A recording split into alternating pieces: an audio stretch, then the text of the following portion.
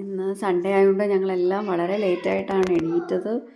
പുറത്ത് കണ്ട് നല്ല മഞ്ഞായിരുന്നു ഇന്ന്. 2-3 ദിവസമായിട്ട് ഇതേ അവസ്ഥയാണ്.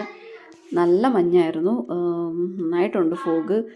അവിടെ റോഡിലൊക്കെ നല്ല ബുദ്ധിമുട്ടുണ്ട്. ട്രാഫിക്കിൽ ഒരു 11 മണി വരെയും ചില ഏരിയയിലാണ് നല്ല ഈ ഗോതമ്പ് പാടങ്ങളൊക്കെ ഉള്ള ഏരിയയിലാണ് നല്ല ബുദ്ധിമുട്ട്. അവിടെ നിന്ന് ഈ ഫോഗ് ഇങ്ങനെ പൊങ്ങി മറ്റുള്ളിടത്തോട്ട് പോകും. പിന്നെ ഉച്ചയൊക്കെ ആയപ്പം വെയിൽ ഉറച്ചു എന്ന് പറയാൻ പറ്റില്ല, ചെറിയ രീതിയിൽ വെയിൽ വന്നു. അപ്പോൾ ഉച്ചയോടെ ഞങ്ങൾ ഗോൾഡൻ ടെമ്പിളിൽ പോയിരുന്നു. അവിടെ പോയി അവിടുന്ന് ഫുഡൊക്കെ കഴിച്ചു. അവിടെ ലങ്കറുണ്ട്, അതായത് നമ്മുടെ നാട്ടിലെ അന്നദാനം എന്നുള്ളതുപോലെ അവിടെ 24 മണിക്കൂറും അന്നദാനമുണ്ട്. അവിടെ ഫുഡൊക്കെ ഇങ്ങനെ കഴിച്ചിട്ട് ഇതാ നേരെ കാണുന്ന ആ റെഡ് കളറിലുള്ളതാണ് നമ്മുടെ ജാലിയൻ വാലാബാഗ് മോനുമെൻറ്റ്. അത് നമുക്ക് കാണാം. ഈ ഗോൾഡൻ ടെമ്പിൾ വിസിറ്റ് ചെയ്യുന്ന സമയത്ത് അതിനോട് ചേർന്ന് തന്നെയാണ്. അവിടെ നമുക്ക് എൻട്രി ടൈം എനിക്ക് അത്ര കൃത്യം അറിയില്ല, അത് ക്ലൈമറ്റ് വൈസ് ആയിരിക്കും.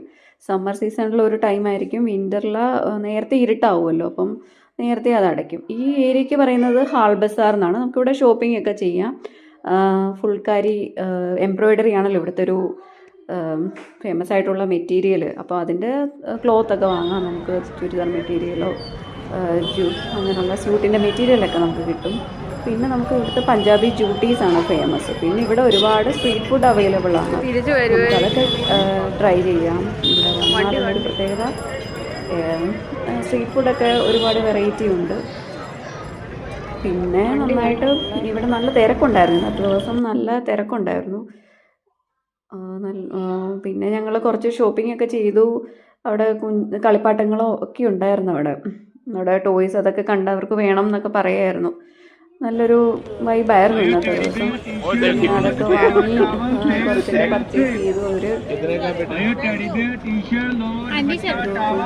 മോനൊരു JCB എന്തോ എടുത്തു, അതിന് വണ്ടികളൊക്കെ അവള് പാവക്കുട്ടിയോ. പിന്നെ വീട്ടിൽ വന്ന് ഞങ്ങൾ കുറച്ച് നേരം അവരതൊക്കെ വെച്ച് കളിച്ചു. പിന്നെ ഇതുപോലെ അസംബിൾ ചെയ്യുന്നൊരു കളിപ്പാട്ടം വാങ്ങി, അതിരുന്ന് അസംബിൾ ചെയ്യുക ശിവ.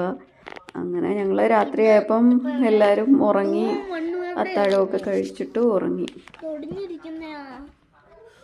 ഇന്നത്തെ ദിവസം അങ്ങനെ കടന്നുപോയി.